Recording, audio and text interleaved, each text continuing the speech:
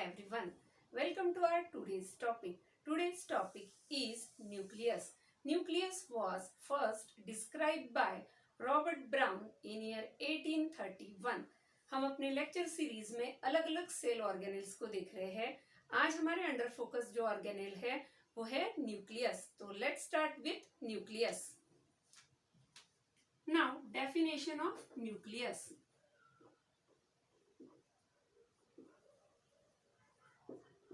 Most important part of cell which directs and control all cellular activities. Cell का सबसे important हिस्सा जो cell की हर एक प्रोसेस को डायरेक्ट भी करता है और कंट्रोल भी करता है, नोन एज न्यूक्लियस.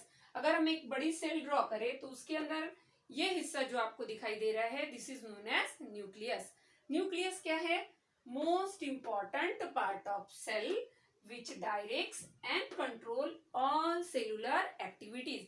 सेल की सारी छोटी मोटी फंक्शंस को और सभी पार्ट्स को डायरेक्ट करना, उनका मैनेज करना, ये सभी काम न्यूक्लियस करता है. इसीलिए इसको हार्ट ऑफ सेल या डायरेक्टर ऑफ सेल भी हम बोलते हैं. तो this is about the definition. Most important part of cell which directs and controls all cellular activities. Now next occurrence. Nucleus कौन कौन से सेल्स में देखे जाते हैं? न्यूक्लियस, ट्रू न्यूक्लियस मतलब जिनमें सारे जो है उनके parts will be present, known as true nucleus.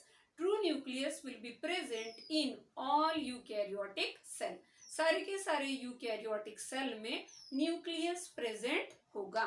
Okay. Now position.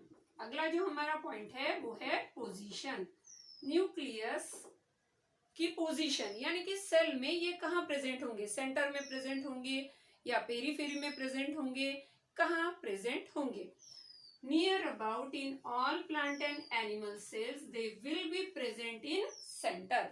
मतलब centric nucleus will be present in all plant and animal cell. But most, हमने वर्ड क्या यूज किया? मोस्ट. लेकिन अगर हम जैसे एडिपोसाइट्स की बात करें, एक एडिपोसाइट सेल में ड्रॉ कर रही हूं. दिस इज एडिपोसाइट सेल यानी कि फैट सेल, जिसके अंदर मेजर जो पोर्शन है वो फैट रिजर्वायर होता है और nucleus will be present toward the periphery यानी कॉर्नर में यहाँ पर जो है न्यूक्लियस प्रेजेंट होगा. तो इस तरह के पोजीशन को हम बोलते हैं पेरिफेरल न्यूक्लियस. और अगर हम प्लांट सेल की बात करें, जो कि अगर हम देखें, देखो मोस्टली सेंट्रिक है, लेकिन अगर कुछ सेल्स की हम बात करें यूकैरियोटिक, मोस्टली जितने भी यूकैरियोटिक सेल है इन सभी में ये सेंट्रिक है. लेकिन अगर हम स्पेसिफिक प्लांट की बात करें तो प्लांट में एक लार्ज सेंट्रल वैक्यूल होता है. आपको पता है प्लांट की जो सेल होती है उसके अंदर एक लार्ज सेंट्रल वैक्यूल है. इतना बड़ा वैक्यूल प्रेजेंट होने की वजह से ही न्यूक्लियस थोड़ा साइड में प्रेजेंट है. इसीलिए इस तरह के न्यूक्लियस के पोजीशन को हम एक्ससेंट्रिक न्यूक्लियस बोलेंगे. न्यूक्लियस क्या है? मोस्टली सेंट्रिक है सारे यूकैरियोट में, लेकिन कुछ सेल्स को अगर हम देखें तो इनमें इनकी पोजीशंस अलग अलग होगी. Okay.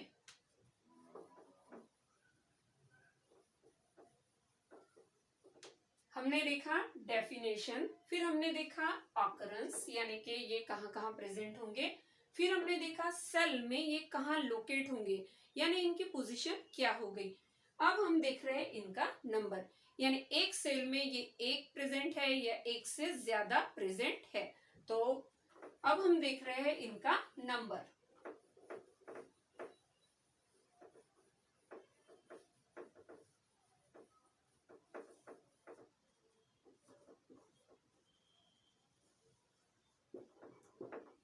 Mostly all cells will be mononucleate. Mostly most of the animal and plant cell are mononucleate.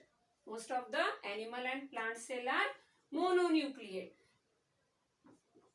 Next is anucleate. Mono यानी यहाँ पर single nucleus per cell present होगा. अब हम जो देख रहे हैं वो है अन्यूक्लिएट. अन्यूक्लिएट यानी कि यहाँ पर न्यूक्लियस प्रेजेंट होगा नहीं. जैसे कि for example RBCs of mammal. Mammal के आरबीसीज में न्यूक्लियस प्रेजेंट होगा नहीं. बायन्यूक्लिएट. कुछ ऑर्गेनिजम्स में ये बायन्यूक्लिएट यानी एक ही सेल में दो न्यूक्लियस प्रेजेंट होंगे. For example paramecium. ओके. कहीं कहीं पर एक ही सेल में बहुत सारे यानी 2 and more इस तरह के सेल्स को हम बोलते हैं मल्टी न्यूक्लिएट. इस तरह के सेल्स को हम क्या बोलेंगे? Multi nucleated cell. For example striated muscle fibre. Okay. देखो, अगर हम मोनोन्यूक्लिएट की बात करें तो क्या है, ये ज्यादा से ज्यादा सारे प्लांट और एनिमल सेल में प्रेजेंट होगा, लेकिन हर इसमें एक्सेप्शंस होते हैं. जैसे हम अगर मैमेलियन आरबीसीज की बात करें तो उनमें न्यूक्लियस प्रेजेंट नहीं होगा. अगर हम पैरामेशियम की बात करें तो उसमें बायन्यूक्लिएट यानी एक ही सेल के अंदर दो न्यूक्लियस प्रेजेंट होंगे. और मसल फाइबर की जो सेल्स होती है उनमें एक से ज्यादा यानी दो से भी ज्यादा वहां पर न्यूक्लियस प्रेजेंट होंगे. इसीलिए हमने उनको बोला मल्टी न्यूक्लिएटेड. मल्टी न्यूक्लिएटेड और पॉलीन्यूक्लिएटेड. अगर हम पॉलीन्यूक्लिएटेड की बात करें तो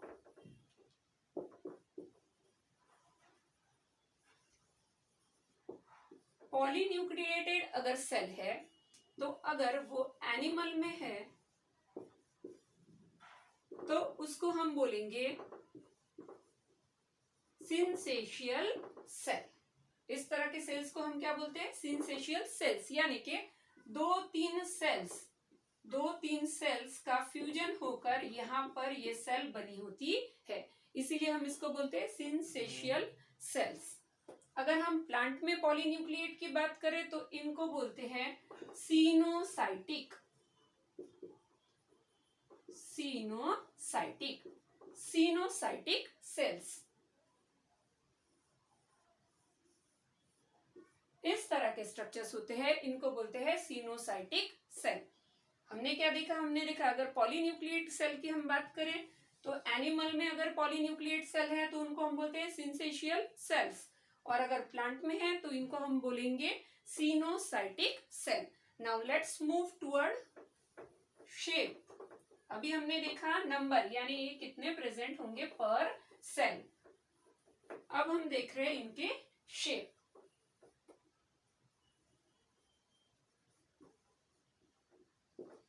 अलग अलग सेल में न्यूक्लियस के अलग अलग शेप रहेंगे. जैसे फॉर एग्जांपल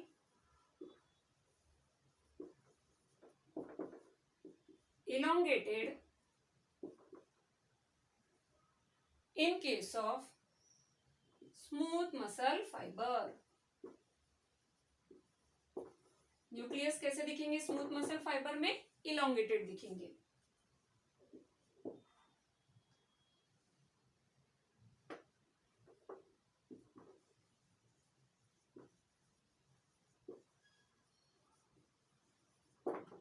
अगर हम हॉर्स शू शेप देखें, जैसे कि इस तरह का शेप होता है जिसको हम बोलते हैं हॉर्स शू शेप.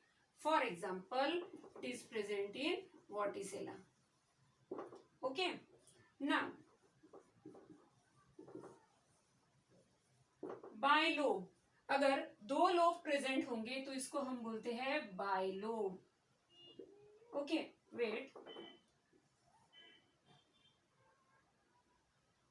इस तरह का शेप होता है. नेक्स्ट नंबर हमने देखा इलोंगेटेड, फिर हॉर्स शू शेप, फिर उसके बाद मल्टीलोब, बाइलोब सॉरी, फिर उसके बाद मल्टीलोब. For example neutrophils. अगर हम एक न्यूट्रोफिल की सेल ड्रॉ करें, न्यूट्रोफिल ये है एक न्यूट्रोफिल सेल, इनके अंदर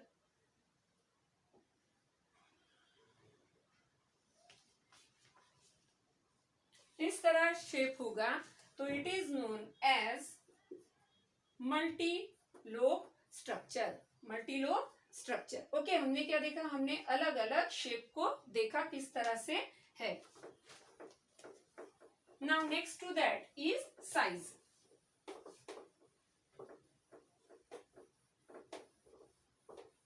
size of nucleus.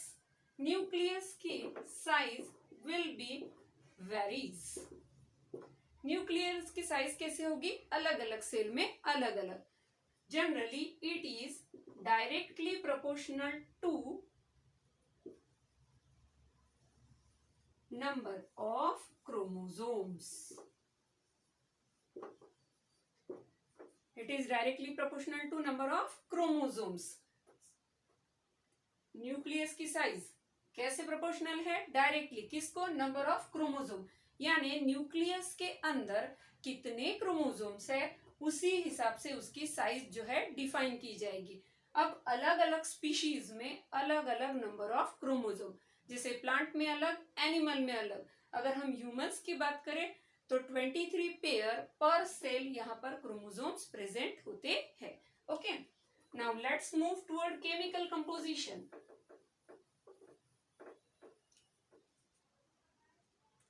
Chemical composition of nucleus.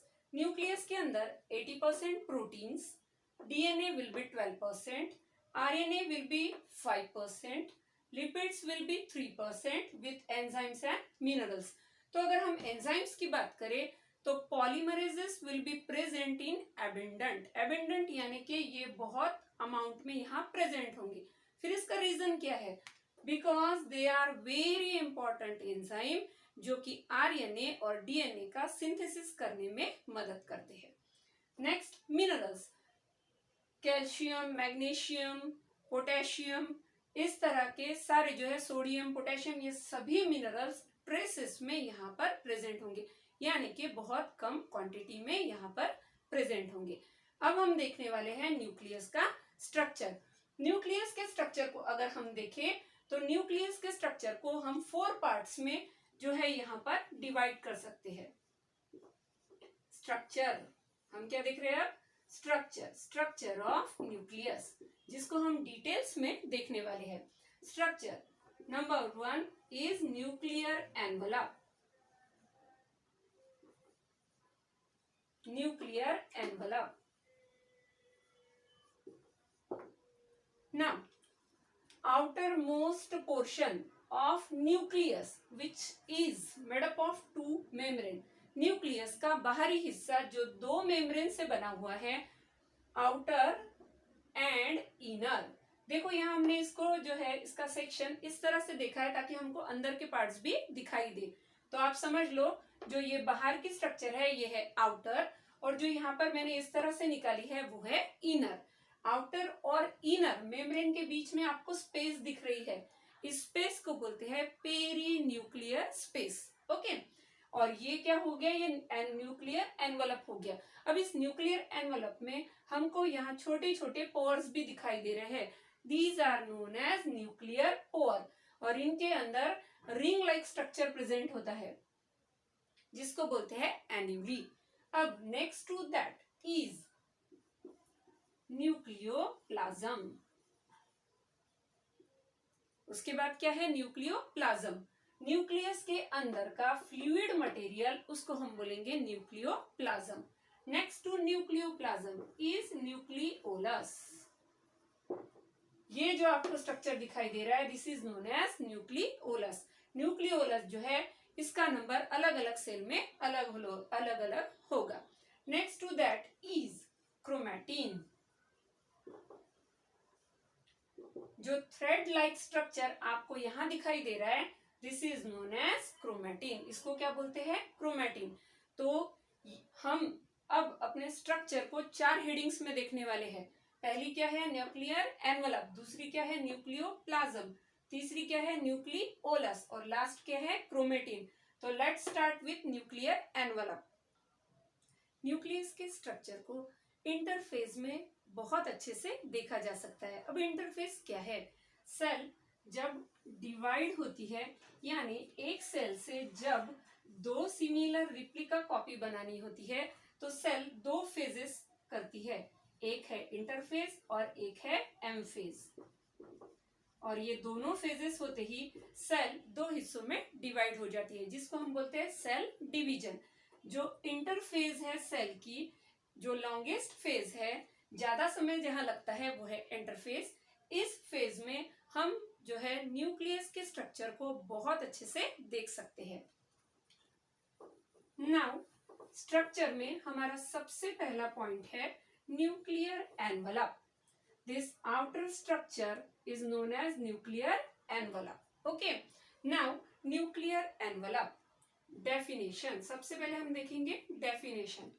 Nuclear envelope, it controls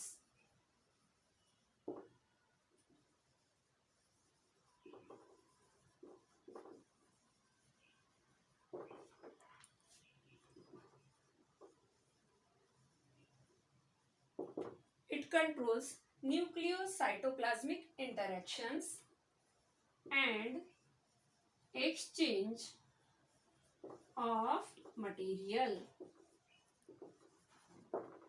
cell के अंदर न्यूक्लियस और न्यूक्लियस के अंदर न्यूक्लियोप्लाज्म और ये है साइटोप्लाज्म। इनके बीच में जो भी एक्सचेंज, जो भी इंटरेक्शन यानी जो भी लेन देन होगा, उसको कंट्रोल करने का काम जो न्यूक्लियर एनवलप है ये करता है। It controls nucleocytoplasmic interaction and exchange of material. Okay, अब स्ट्रक्चर, न्यूक्लियर एनवलप का स्ट्रक्चर अर्क लैब इन ईयर 1845 इन्होंने सबसे पहले यहाँ पर ये डिस्क्राइब किया था। न्यूक्लियर एनवलप ये एंडोप्लाज्मिक रेटिकुलम एलिमेंट से ओरिजिनेट होती है। तो let's start with structure.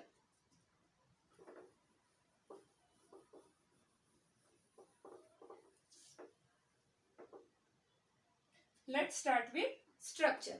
Structurally अगर हम न्यूक्लियर एनवलप को देखना चाहें तो it is made up of outer nuclear membrane. ये जो मेम्ब्रेन है ये क्या है? Outer nuclear membrane. और इनर टू ये उसके जो अंदर के साइड दिख रही है, this is known as inner nuclear membrane. This is outer nuclear membrane. Inner to outer is known as this is inner nuclear membrane. इन दोनों के बीच में जो स्पेस आपको दिखाई दे रहा है इसको हम बोलते हैं perinuclear space. Outer membrane is also known as exotheca. Exotheca भी बोल सकते हैं या एक्सोकैरियोथीका। ओके, कैरियो इसीलिए हमने ये वर्ड यहाँ डाला क्यों करके हम स्पेसिफिक यहाँ न्यूक्लियस की बात कर रहे हैं। ओके, अब ये जो नीचे की लेयर आपको दिखाई दे रही है दिस इज एंडोकैरियोथीका। ये कौन सी लेयर है? ये है एक्टोकैरियोथीका, ये है एंडोकैरियोथीका। इनके बीच में जो स्पेस हमको दिखाई दे रही है इस स्पेस को हम बोलते हैं perinuclear space. Throughout this membrane this is porous in nature. अब इनमें जो पोर्स, ये जो आपको स्ट्रक्चर दिखाई दे रहा है these are nuclear pores. Number of nuclear pores यानी एक जो है न्यूक्लियस में ये कितने प्रेजेंट होंगे, it depends upon the activity of cell. Cell का फंक्शन क्या है और वो कौन सा काम करती है, उस हिसाब से उनके पोर्स वहां पर प्रेजेंट होंगे। नाउ ये जो पोर है, ये जो ऑक्टेगोनल स्ट्रक्चर आपको दिखाई दे रहा है, इसके नीचे सिलेंड्रिकल स्ट्रक्चर ये जो प्रेजेंट है इसको बोलते हैं एन्युलस। ये क्या है? एन्युलस। ये एन्युलस जो है एक डायफ्राम की तरह काम करता है, यानी साइज को कम ज्यादा करने का काम करता है। ये क्या, ये जो है यहाँ पर पोर्स की साइज को कंट्रोल करता है। Annulus plus nuclear pore is equal to pore complex. इसको क्या बोल सकते हैं? Pore complex. This pore complex is very important as it allows the passage of various substances throughout. ये ही सारे सब्सटेंसेस को इन और आउट करने का काम करता है। अब इन जो हमारी मेम्ब्रेन है, इस मेम्ब्रेन के ऊपर आपको सीरीज दिख रही है कुछ सब यूनिट्स की, छोटे बड़े, है ना, लार्जर स्मॉलर सब unit. These are nothing but ribosomes। ये क्या है? राइबोसोम्स। ये राइबोसोम्स प्रोटीन बनाने में इन्वॉल्व होते हैं। नाउ जो लेयर्स है, इन लेयर्स के नीचे आपको इस तरह का जो स्ट्रक्चर दिख रहा है, which is fibrous proteinous in material. जो हमारी ये मेम्ब्रेन्स है, this membranes are trilaminar and lipoproteinous in nature, यानी लिपिड और प्रोटीन से बनी हुई मेम्ब्रेन्स है। इनके इनर अगर हम देखें तो दिस फाइब्रस प्रोटीनस स्ट्रक्चर जो हमको दिखाई दे रहा है, इसको बोलते हैं fibrous nuclear lamina. This structure is known as fibrous nuclear laminar structure. Structurally अगर हम देखें तो it is made up of two membrane, exotheca and endokaryotheca. Okay, karyo word use क्यों किया? क्योंकि हम न्यूक्लियस के लिए बात कर रहे हैं। आप एंडोकैरियोथिका लिखो या एंडोथिका लिखो, दोनों का भी मतलब है इनर मेम्ब्रेन। नाउ बीच में जो स्पेस प्रेजेंट है, इसको क्या बोलेंगे? Perinuclear space. जो सीरीज यहाँ पर प्रेजेंट है वो क्या है? राइबोसोम्स। और जो ये स्ट्रक्चर यहाँ पर प्रेजेंट है, इसका नाम क्या है? दीज आर न्यूक्लियर पोर्स, जहां से चीजों का एक्सचेंज होने वाला है। Okay, this is about the structure, the structure of nuclear envelope. Now let's move toward function. Functionally अगर हम देखें तो जो हमारी न्यूक्लियर एनवलप है, ये न्यूक्लियर एनवलप क्या क्या काम करते हैं? न्यूक्लियर एनवलप में सबसे इंपॉर्टेंट काम न्यूक्लियस और साइटोप्लाज्म के बीच में इनऑर्गेनिक ऑर्गेनिक मटेरियल्स का एक्सचेंज। और दूसरा क्या है? ये बहुत इंपॉर्टेंट काम करती है, न्यूक्लियस का शेप मेंटेन करने में मदद करती है। Okay, now let's move toward next. Now next that is nucleoplasm. Nucleoplasm अगर हम अपने फिगर को देखें तो फिगर में जो ये पूरा पोर्शन आपको दिखाई दे रहा है, this is composed of nucleoplasm. जैसे सेल के अंदर साइटोप्लाज्म होता है, वैसे ही न्यूक्लियस के अंदर न्यूक्लियोप्लाज्म होगा। दिस न्यूक्लियोप्लाज्म देखो इसी स्ट्रक्चर को हम यहाँ देख रहे हैं। This is nucleoplasm. Outer that is nuclear membrane. ये क्या है? इसकी न्यूक्लियर मेम्ब्रेन। ये पूरी जो मेम्ब्रेन हमने यहाँ देखी, nuclear membrane. Inner to the nuclear membrane this nuclear chromatin.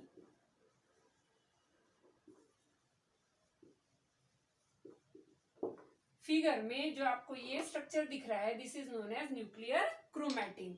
Okay, the middle one structure known as nucleolus. ये जो स्ट्रक्चर है ये है न्यूक्लियोलस, यानी कि ये है nuclear membrane, the outer one, this outer one. फिर उसके अंदर जो हम ये थ्रेड लाइक स्ट्रक्चर्स देख रहे हैं, इनको बोलेंगे क्रोमैटिन। फिर क्रोमैटिन के और हम अगर अंदर चले जाए, यानी उसके सेल के जो न्यूक्लियस है उसके डीप इनर चले जाए, तो वो है nucleolus. Okay, and the fluid ground semi material which is colloidal in nature known as nucleoplasm. ये पूरा जो मटेरियल है इसी को बोलेंगे nucleoplasm. This whole material which is present and in which nuclear chromatin and nucleolus are embedded, जिसके अंदर nucleolus और न्यूक्लियर क्रोमैटिन रखे हुए हैं, इसी स्ट्रक्चर को बोलते हैं न्यूक्लियोप्लाज्म। केमिकली अगर हम देखें कि इसके अंदर क्या क्या प्रेजेंट है, इसके अंदर enzymes, water, sugars, nucleotides, ribosomes, tRNA, rRNA etcetera सभी इसके अंदर प्रेजेंट है। ओके, जो न्यूक्लियोप्लाज्म है इसका फंक्शन क्या है? Nucleoplasm plays very important role. सबसे पहले क्या? It provides the place for nucleolus and nuclear chromatin, इन दोनों को यहाँ पर एम्बेड करने के लिए ये प्लेस प्रोवाइड करता है। Next, it is the site of various enzyme activities, अलग अलग एंजाइम एक्टिविटी यहाँ पर चलती रहती है। Along with that it maintain shape of nucleus, nucleus का जो शेप है वो मेंटेन करने में भी मदद करता है। और eight the time of spindle formation, spindle formation होते वक्त भी ये जो है न्यूक्लियोप्लाज्म इंपॉर्टेंट रोल प्ले करेगा। Okay, nucleolus. नाउ